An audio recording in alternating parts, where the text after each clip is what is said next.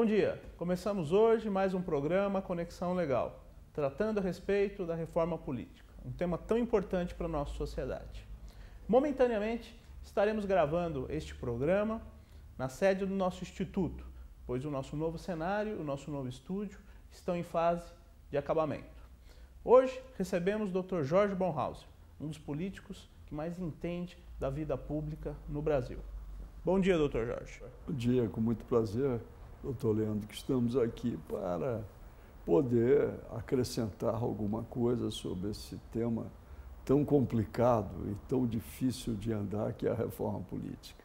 O que o senhor acha da reforma política e quando ela será finalmente aprovada no nosso Congresso?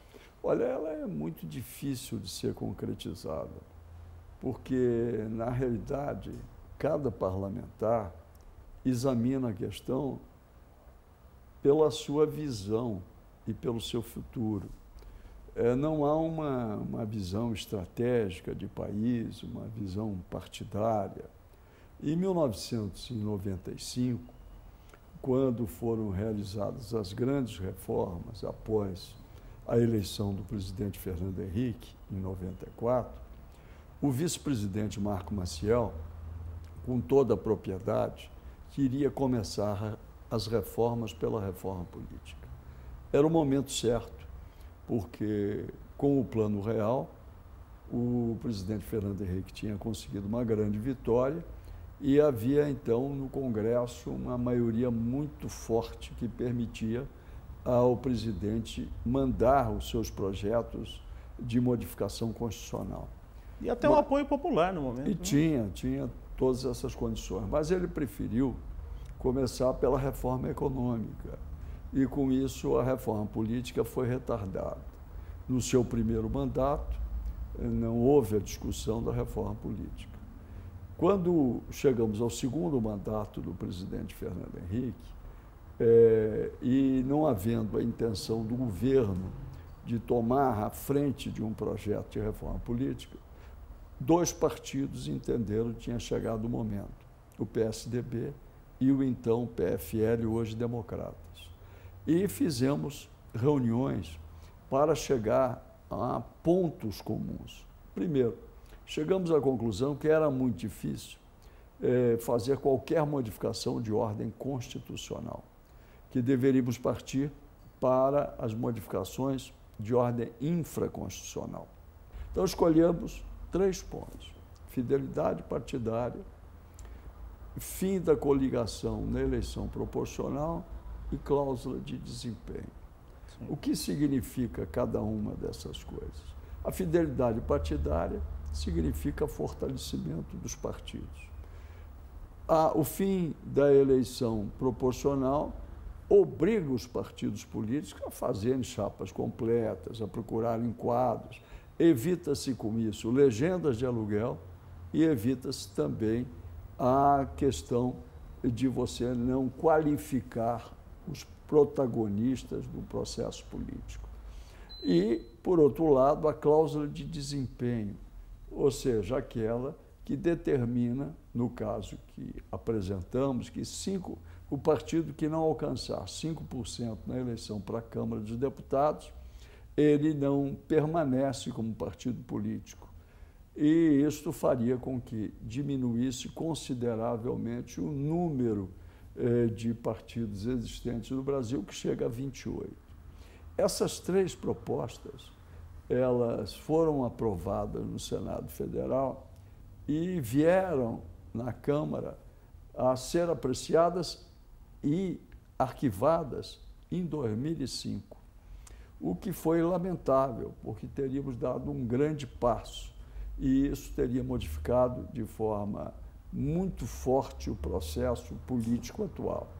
Quando falamos isso, temos que falar na oportunidade.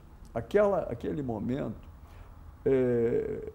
de oportunidade foi o início de 99, mas a maioria da Câmara entendeu que não era momento de votar e perdeu-se a oportunidade. Há questões, doutor Leandro, que eu considero que só poderão ser aprovadas no tempo, ou seja, colocadas para entrar em vigor tempos depois da sua aprovação. É um exemplo típico a questão do voto distrital. É uma emenda constitucional. Aliás, iria ser uma pergunta, a questão do voto distrital. Como emenda constitucional, precisa do quórum qualificado. Sim. E, evidentemente, se nós colocarmos uma emenda constitucional para a eleição do próximo ano, ela não vai ser aprovada. Não. Porque os que estão no parlamento, os deputados, não vão querer modificar um sistema que eles estão trabalhando dentro desse sistema para a sua reeleição. Sim. Então, se nós votarmos para 2014, ou melhor ainda, para 2018, nós temos chance. Se começarmos pela eleição municipal, para que a população fique bem consciente do novo sistema, melhor ainda.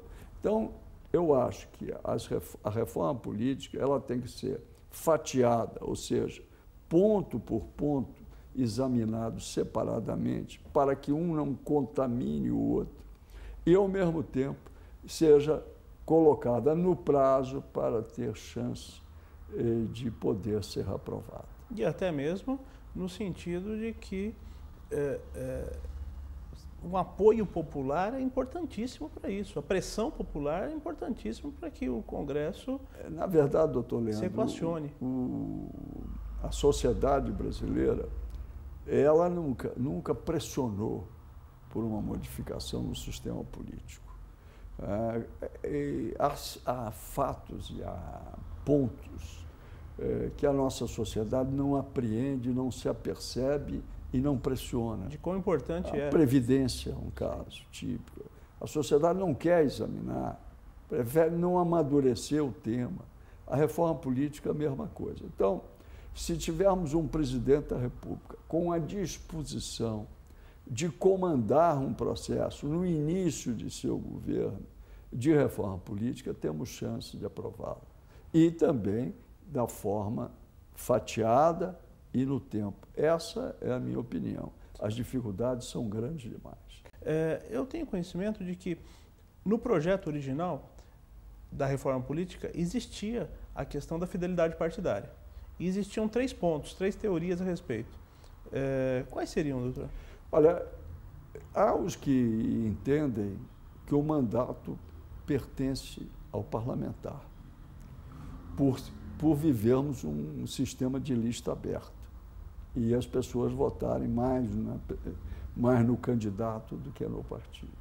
Mas isso não foi a interpretação do Tribunal Superior Eleitoral, que achou que o mandato pertence ao partido. Quando se examinava a questão sob o ponto de vista do mandato pertencer ao parlamentar, surgiu a ideia de fazer com que ele, mudando de partido, perdesse o mandato.